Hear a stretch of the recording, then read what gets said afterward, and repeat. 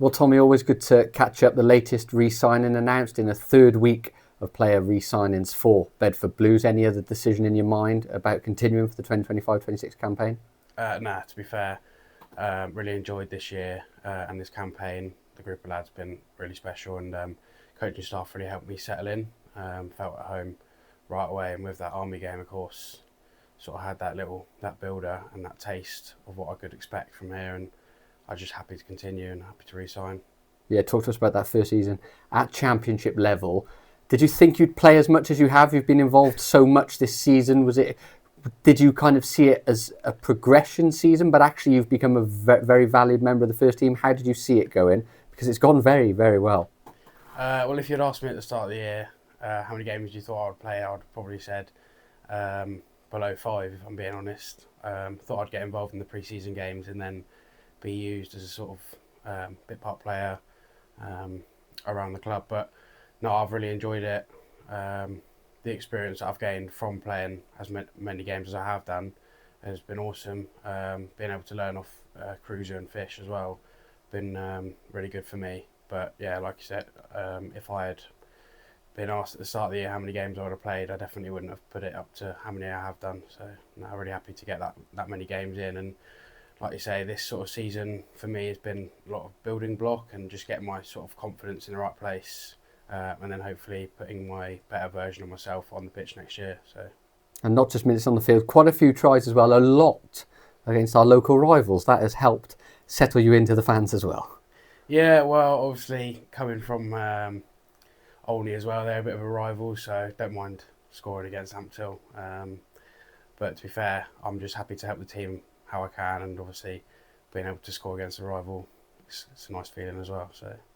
Last week, the announcement of James Fisher's re-signing. Actually, we expect a lot of front row continuity going into next season. That will help you, I guess, as well, because you have settled in well on and off the field.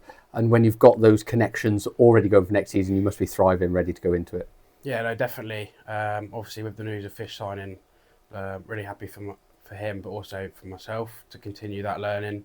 And like you said, the continuity of the front row, like it's important to keep that, especially at this level. You don't really want big changes. And this front row, to be fair, has performed pretty well this year, I would say. And then, yeah, obviously having Fish re-sign has helped me already this year, but hopefully even more next year. And when I'm become more settled and more confident, hopefully then can even get to as many games as him maybe. Fisher's re-signing, not the only news last week. Confirmation, the announcement of the 2025-26 Champ Rugby rebrand. 14 teams in the league, as we knew. Confirmation of promotion, relegation playoffs. Could be a long season, heading into June, potentially even. But actually, it just feels like this year it's been a bit stop-start. 2025-26 feels like there's a bit more to play for at all ends of the table, which I guess as a player's perspective, every game is now crucial. Yeah, well, to be fair, like we've taken it as sort of one game at a time this year, which has then sort of made every game crucial. And we've had a good review of each game beforehand, which allows us to then hopefully perform on the weekends. But yeah, like you say, a lot more to play for both sides of the table now with relegation and promotion. So it allows for those clubs that are going to be pushing for that promotion to be more competitive every week rather than having certain weeks off. And like you say, it's been a little bit stop start this year.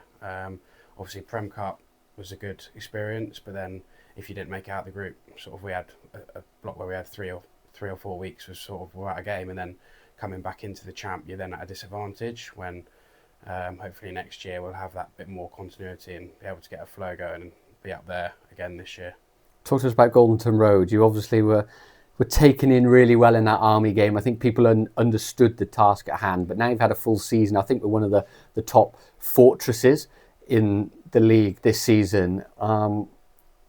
It must just helps. It just makes it so much easier when you're playing in front of 3,000 every week. Oh yeah, it's ridiculous fan base here, incredible. Like if you look for me coming in, I'd had a few experiences of watching, but obviously when I was younger, so like it'd been a while before, and then having that Army game experience, and then coming in this year, even away games, like where the fans they're outnumbering the home fans.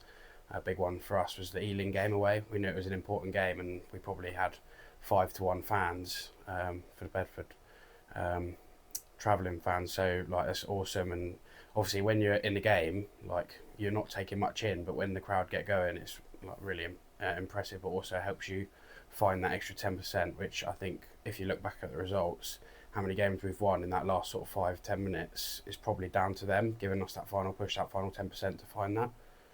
And we need those supporters on the journey with us as well next season. Your special message for them going into the 2025-26 campaign? Just if you can be anywhere near as good as you have been this year, then that will be massively helpful, especially with this promotion opportunity. So if you can be there to help us and cheer for us, then obviously it will help us push on, and hopefully we'll be fighting up at the top of the table again next year.